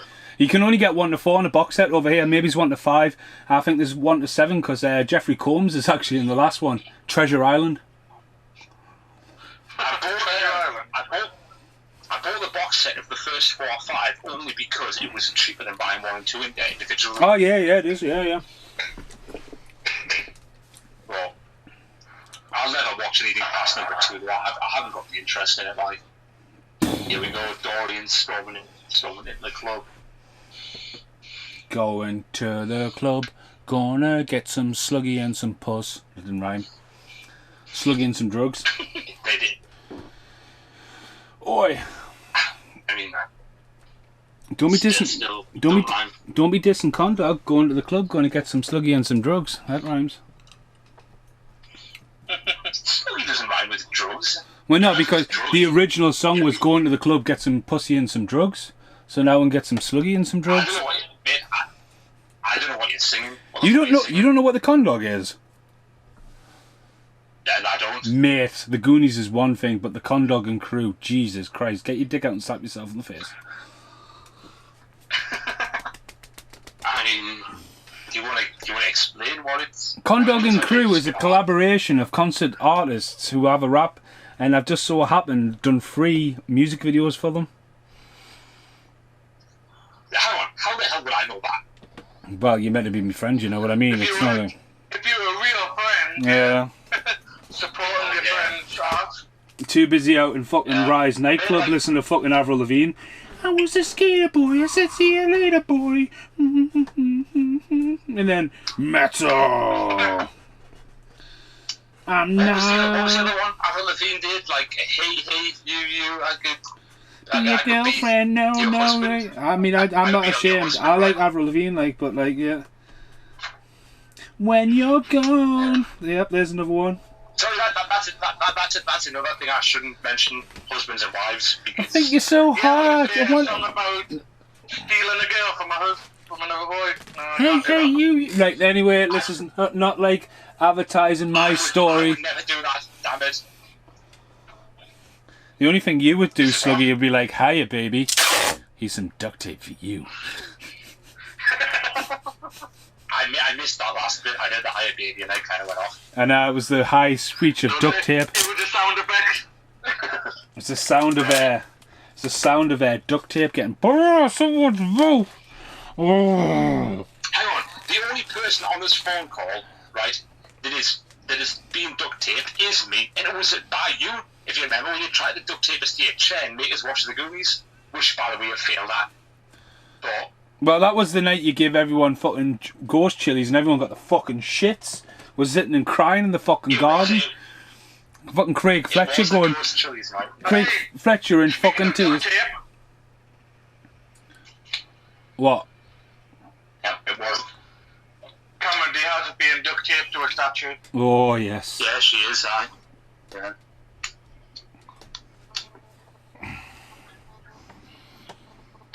It's like Stanley because he's playing Fortnite, he's hiding in a bush.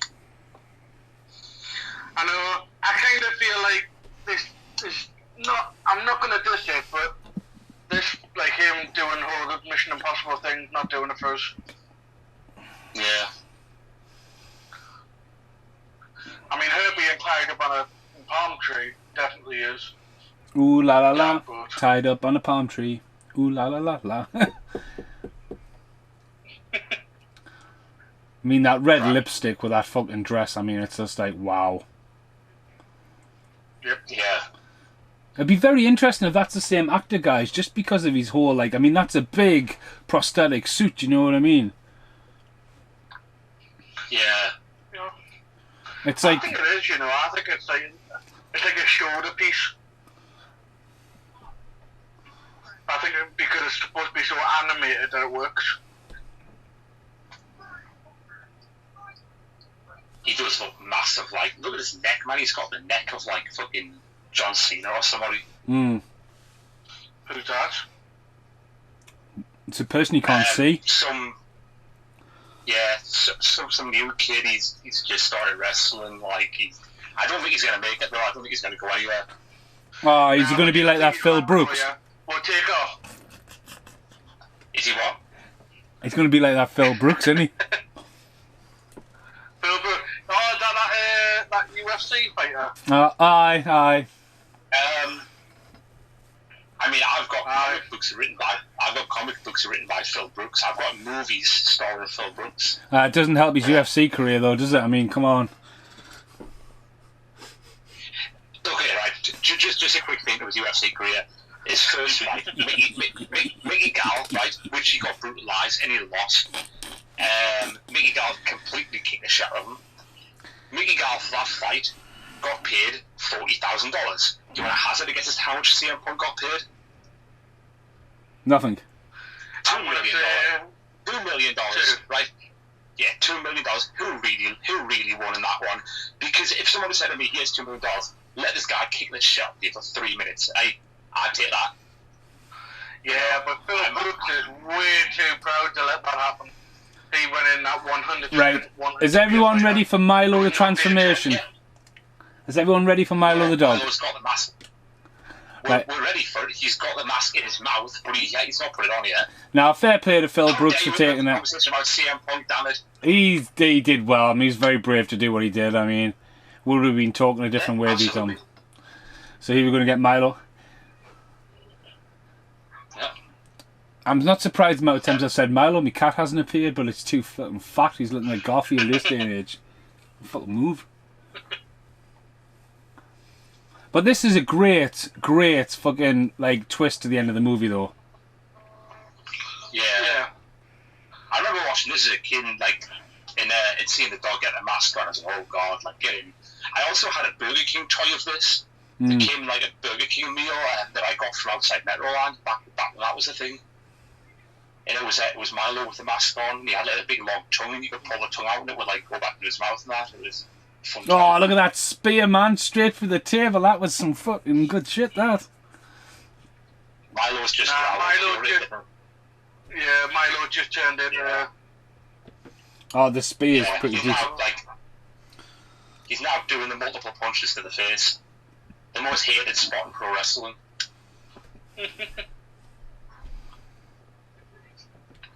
I'm winning. Boom. 1 minute 42 left on the Dynamite. He's just been pissed on. Excellent.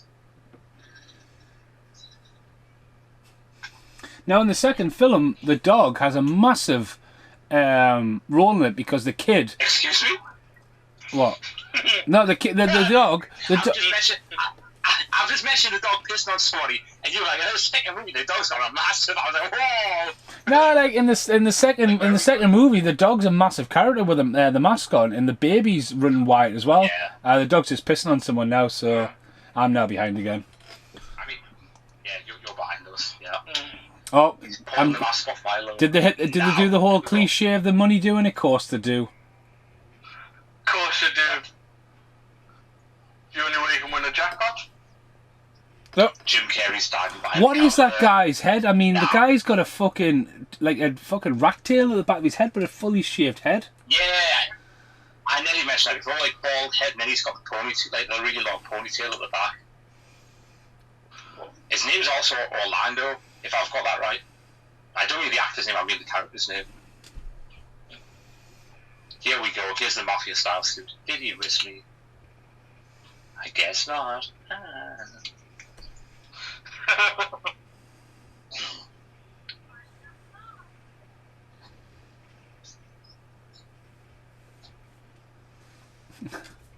Look, I mean, who the fucking hairstylist, man? Oh, look, do you know Clint Eastwood impression in this as well? How did we forget about this? He's just said, ask yourself one question: do I feel lucky? Do you? Yeah. Do you, punks? Like, yeah. Well, then we were talking about Bruce Almighty before, and we completely overlooked this. I'm running a little bit behind you. He's just about to pull out his Tommy guns. Yeah, it's totally Clint They're not Eastwood. Tommy guns, like the massive fucking. Is there a Tommy gun in that collection? Maybe's. No. Probably. Gatling gun. It's not, but. It's a spicy meatball. Yeah. That's a spicy meatball. Yeah. Breathing fire as well, man.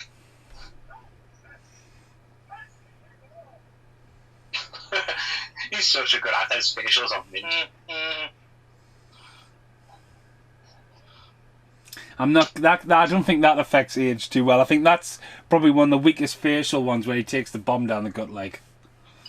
Just speaking of good actors and just good actors, and especially comedy actors and facials, I just want to give a quick shout out to Charlie Sheen. Oh no. No. Nah. Because he's probably getting more facials than anybody else in Hollywood. You know, Wow. Wow. Yep. Breaking the fourth wall.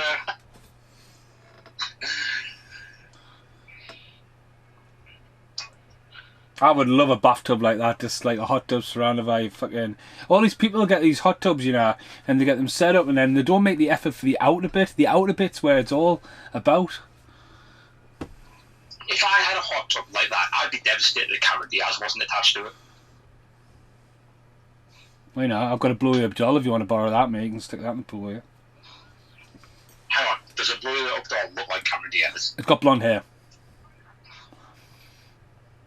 I'm guessing that's a no. It's inflatable. Here's Richard Jenny by to save the hero of the movie.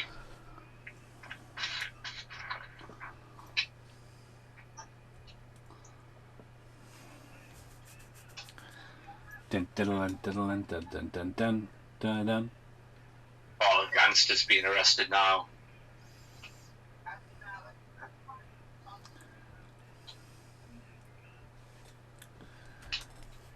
What do you just on the subject of this character, just because he reminds us a bit of him?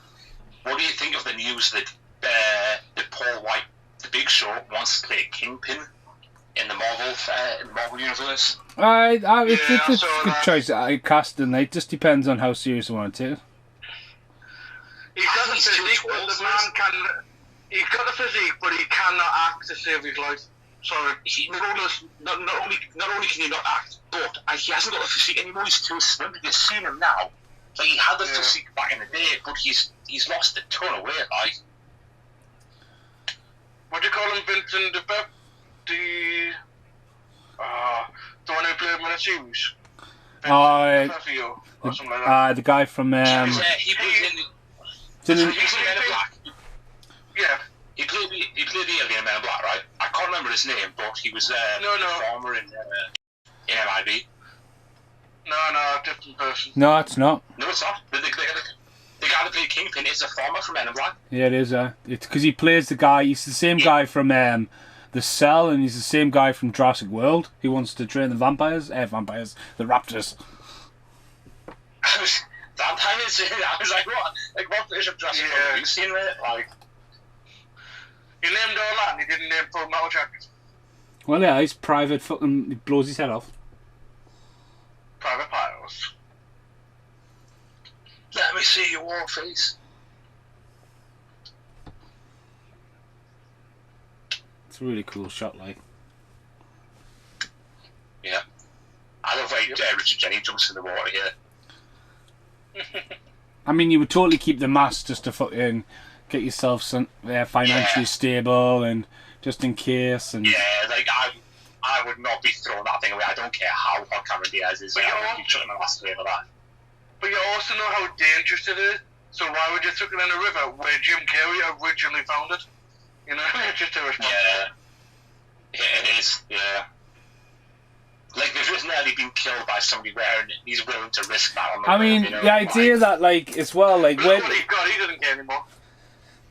Like, they're sitting around and it's gone... I mean, it's not leaving it open-ended. It's leaving it that there could be a sequel. Yeah. And that's it. Whoosh. Yeah. No head and... The mask. Freeze frame, fade to black. I like the font they've used for it, like. Yeah, it's interesting. It's a cool font. So, Paul Ray's not here. How many green masks out of 10? For me, I would say, upon revisiting it, haven't seen this one for a while, I would give it a 7 green masks out of 10. I think it still holds up where it needs to hold up. Obviously, it doesn't in some of the animation, which is forgivable because it's such an animated like film. But the comedy time and the film drives itself. You know, you don't have to worry too much about too many slow scenes. I did critique the whole James Bond kind of action scene at the end. But once you get rid of that, you go back to the silliness of it again. So I would say it's not a perfect film, but it definitely is rewatchable. And I would say 7's a fair number from my perspective. David? I would agree with Carl. I would say 7. Yeah, like, I don't think it's worthy of 8 as much as I like it, as much as I like Jim Carrey. It's, I don't know, like, it's hard to kind of give it any more because it is just a fun comedy movie at the end of the day. You know, like there's only so much you can really give it. You know? Personally, I'm going to say I'll agree with you. 7. I think the film repeats to me. Like it's 2 nights, and the 2 nights are very similar. You know, like the music numbers as well. I think Jim Carrey's phenomenal. It definitely made him an international star. The special effects have totally held up though, which is great because there's a lot of films around this time. If you look at Escape from LA, was made similar times, and them special effects look shit then, never mind now. For these special effects have held up. I think what really what dropped the ball was that there wasn't a sequel.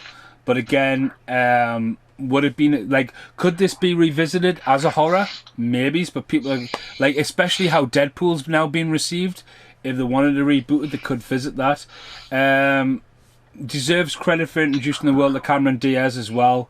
And again, it looks well. But again, it's been budget restraint. The studio at the time didn't know what they had, and I think if the studio give more, the more green light to the Vikings at the start of the movie and other scenes they wanted to cut out, make it a bit bigger scale, I think it would have even been a bigger hit. But this was a massive movie for when it was made. Yeah, but they definitely went a bit cheap on it. Cause, like I say, when you think of it, 23 million, it's not a cheap film to say the least. But it's, I don't know, it just felt like they could have gone like 30 million and still felt confident that they had a money maker. Like just in regards, sorry, go ahead. No, because they just made so much money. I mean, maybe it wasn't expected to make as much as it did, but at the end of the day, it did. Yeah. So I was just going to say that just in regards to the score, because the score's been mentioned a couple of times. Do you know where the score was produced? It just came up in the credits there, and I'm a bit shocked by this, but the score was produced in Dublin, Ireland. Well, it's probably when the composer's from, though, you know what I mean? It's because the band who play at the start, they're a real band. But I think by the score, it just means like the opening kind of thing to it. I don't think it means the whole soundtrack, because again, Cuban Pete's a real song, so. Oh yeah, it's a great score. I think it's great. I love the start again, going back to when New Line comes in with, because again, New Line weren't really comedy then, were they? They literally made their money off. Again, if you're saying there was Vikings meant to be at the start, it makes sense to have an Irish studio doing the opening score. Why? You know, well, because Ireland and Vikings and all that sort of thing, like, you know, like they might have thought, we'll see if the Irish can make like something to do with the Vikings, you know, like. Where do you think Vikings come from? Well, no, I get that. I'm seriously like I'm just seriously. going off because like let's just hang on. The last time I seen an Irish show, right? Like, do you know where you are? Do you know where England is? Yeah. I'm very rare. But all I'm getting at is the TV show Vikings was filmed in Ireland. Right. You know, and like they may have thought that they may have had the same thinking as that. Thought, like, I know Vikings came later. But like 2 decades later, right? Okay, I can see where you're going. Right? Okay, some back tracing going on here. Right. Hang on. Right. I'm just watching the end credits here. They've just given us a shout out to Harold Ramis. Probably because they used the Ghostbusters bloody thing. Ghostbusters. Well, just to save Sluggy a little bit. In 75 AD, Vikings longship began to raid various places in Ireland. Began to raid. Well, yeah, but then you could explain that. Yeah, but you could see that's where the mask was then discovered. Yeah. It was left in the Battle of Ireland somewhere. Fine. And then it's sort of been thrown around. Fucking team up and it's like fucking men on a mission. Fuck yous. Well, I'll be honest with you, I was laughing earlier because I was on your side, Nathan. But I'm sitting here thinking, I'm just going to literally Google Irish Viking to see what came up, and that popped up. Yeah. So I can't not back up a fact, you know. So there we go. Right. Well, getting fucking teamed no, up. it's 19. Fucking Mo and Mabel here. I'm sure we probably covered this in one of the other podcasts, but just out of curiosity, the year 1994 brought us The Crow, it brought us The Lion King, the classic, outstanding Police Academy Mission to Moscow. Way! Stargate, we've got Professional, Ace Ventura, of course, Shawshank Redemption, The Karate Kid. This did really well for what we're going up against. I mean, the end of the day, look at the comedy though. It's the fucking best comedy out of the bunch. Forrest Gump. Yeah, Well, this has been The Mask. Yeah. Revisited for me personally on the podcast. As I say, the other podcast has been available for a couple of years now. What are you guys wanting to do as a threesome next then? I've got a few suggestions, as always. Jumanji, Batman Forever, Beethoven. Not doing Beethoven. As you know, why? Because Why not do Beethoven? There's a lot to talk about. We can sit and talk about David Duchovny for 3 hours. I'm not talking about Beethoven and his balls and his little ting ting ting ting ting ting. Beethoven, Beethoven, great movie, great soundtrack as well. There's a lot to talk about. I'm not buying it. I'm not buying Beethoven. Just because I'm looking at it on the screen, I would say for story, for music, and for general cinematic history based on what happened around it, The Crow would be a very excellent choice. We can do The Crow. Yeah, I would be up for a Crow one, but again, like, I would love to do a Jumanji one. Original Jumanji. Jumanji's up there. Yeah, really. Like Robin Williams Jumanji. Yeah. All right, I can do that. GoldenEye as well. Just with a Bond. the Bond mentions, definitely up for a GoldenEye. I don't have GoldenEye, like. I've got it. I've got it on VHS. I do have Casino Royale, but not a Bond guy. Like. I've only got Casino Royale because Sebastian's in it. I bought the Bond box set, but I just bought it to see I had it. Like, there is a lot of shit Bond movies. Like, I think GoldenEye's one of the top, like, hands down. Scores mint. The scores by Eric Sara, who done stuff like Fifth Element and Nikita. So you've got a lot to live up to because my other podcast for The Mask is just under 5,000 views. So there's a lot to live up on that one. Here's the one that we could do because we could turn it into a series. What about a Naked Gun? No, I've got to buy that. I told you I don't want to be going. I'm trying to buy a house. I'm not trying to fucking. Right, what am I going to spend this week because I need to buy it for a podcast? Have you seen how many films are sitting behind us? Leslie Nielsen, but I don't know if all the Naked Gun movies are good enough to sit and do them all. I know, and plus I don't trust David Johnson with O.J. Simpson in his mouth. Yeah, it would get you some views, mate. It would get those clicks. It would get the clicks on the thumbs fucking down. That's for sure. Meh. Hey, hang on. Look, no. Family Guy did an O.J. Simpson's episode, right? I mean, just saying. I'm not going to say anything that you don't see on Family Guy, South Park, Frankie Boyle, Ricky Gervais, like everything I get my material from. But can we just say he was never actually convicted of being guilty? You know, I mean, we're just throwing this name around. Like, you know, he was guilty. Of course he was. Listen, the law, the long arm of the law decided that he was. He was guilty, motherfucker. Roddy Piper was guilty. Right, on that note, this is the end of the podcast. Thank you very much, Carl and David, for joining us. We will be back for Summit. It looks like maybe it's The Crow or something down them lines. Paul Ray will be back soon as well from his little vacation. Matt Davies may appear. He's like a man of the fucking myth. Brittany will probably be up here as well. But for now, thanks for listening. Goodbye for now. This is not going to end. Right, sorry, we're back. Because apparently the Viking intro is on the DVD, but I've already fucking took the DVD out. I've already shut most of the shit down. I'm ready to go for a poo. You didn't need to know that, but I'd just like to say that I might shit myself because he's about to tell a story of Paul Heyman. I would just like to say as well that the Viking scene, I've never said it was on the Blu-ray. It's not on the DVD. It's on the Blu-ray, as is the death of Peggy. I've not confirmed that these are on DVD. Right. Okay, don't worry. Right, we're going to revisit this. Now tell me about your Paul Heyman while we just loads up. Make it about a minute if you can. So the Paul Heyman story was he did an Inside the Ropes tour.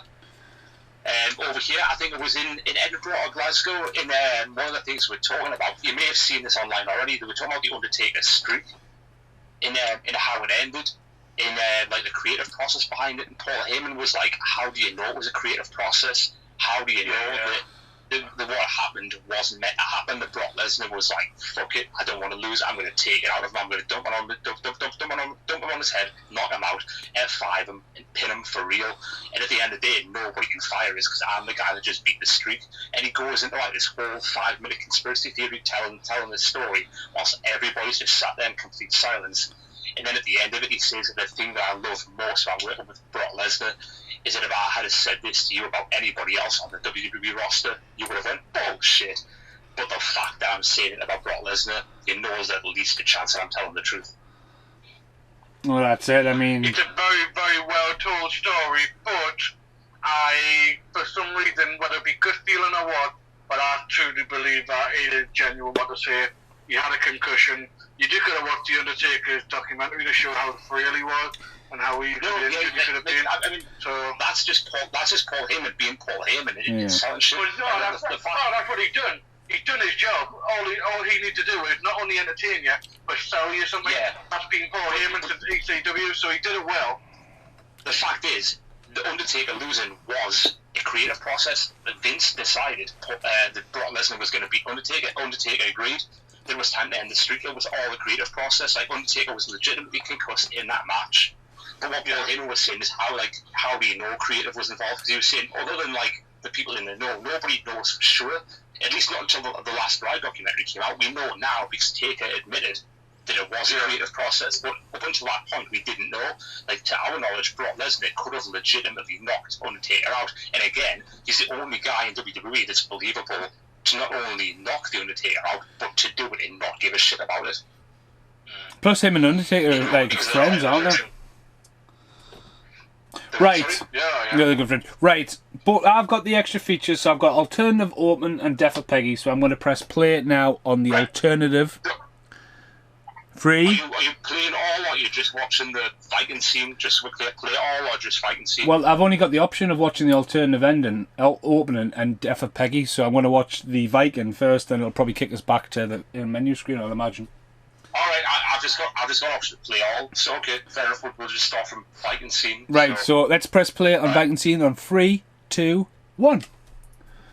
And play without commentary, so yeah, press 2, okay, 3, 2, 1 there. Okay, this looks shitty, but obviously it's a deleted scene. Again, this is like, obviously... It does, but also, like, the Vikings don't look good. This looks like a dressed up version of Vikings. These are bad Vikings. Yeah. I mean, this is going back to... This is like, obviously, Jumanji, this kind of thing. This is like Asterix novel. It's not, man. Was it? This is like... Was it Asterix novel? Nah, this is fucking Monty Python's, this shit. Yeah. We have travelled to the end of the world. Never really had horns on the helmet either.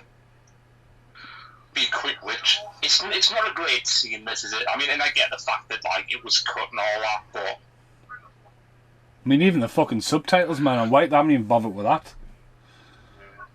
But you know what it is?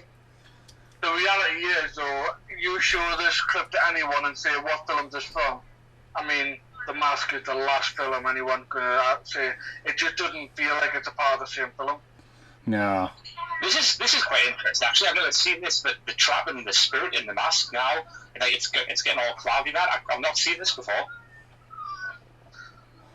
I don't think I have. I think I've seen it a long time ago. I mean, fucking hell, the Berserker in WWE looked better this time. Fuck me. Huss! Huss! Huss! Huss! I'll fucking stab you with my sword. Oh, they're off. I mean, Jesus Christ. Did they not watch Robin Hood? That boat looks fucking huge compared to that land scenery. Wow, that was... yeah. A smart directing move, that. Oh, was that just a car in the background? Did I just see a fucking car? Yeah, because it transitions in the Edge City. No, I mean before that, before transition, as they were going away in the boat, I'm sure I saw a car in the background. We probably did. Right, so that was... On the main menu now, we've got Death of Peggy. Yeah, Death of Peggy. Wait there, I'll see if it needs commentary. It does, so 3, 2, 1. This is the Death of Peggy. So, yeah. So, this was really cut for, I think, timing mainly, anything like, but... Yeah. Again, did she deserve to die? I mean, did she? I mean... Yes. I don't think so. I don't think so because I feel like, you know, she's a reporter. So, you know, it's kind of... That's her job, to be sleazy. I don't think it's death-worthy, though. Because she does just disappear from the movie. She's just like, from here, that bang, she's gone. Yeah. No, I think she deserves to die. Like, you like the she brought this heart. Fuck her. Sorry, like just kill her, get rid, throw her in the thing. In fact, I would have had Jim Carrey do it. I would have had him kill her. So how does she die here? Let's have a look. Is it going to be a... Because this is a lot better quality now. Obviously, it's coming into the movie. It's better than that Viking thing. Jesus. Yeah. Oh, so you can see there. You can see there. It hasn't really been treated that well. Going to the... Well, baby. Yeah, this is where the quality's kind of dropped. Oh yeah, it's flicking like a real eye. Yeah. I wasn't born yesterday. Whoop! Oh, I mean it's. But then a picture's apparently on the paper, isn't it? Yeah, I believe so. Yeah. I mean, it's a nice gag at the end there, report a kill, but like, I can see why it's, well, it's kind of like, you can see why she's being killed, but it's more comical killed, but I don't think it's executed right. Yeah. So, that was the extra ending. That was the Paul Heyman story. That was the alternative opening of Peggy. So this has been The Mask Revisited for me personally. Thanks for listening. Goodbye for now.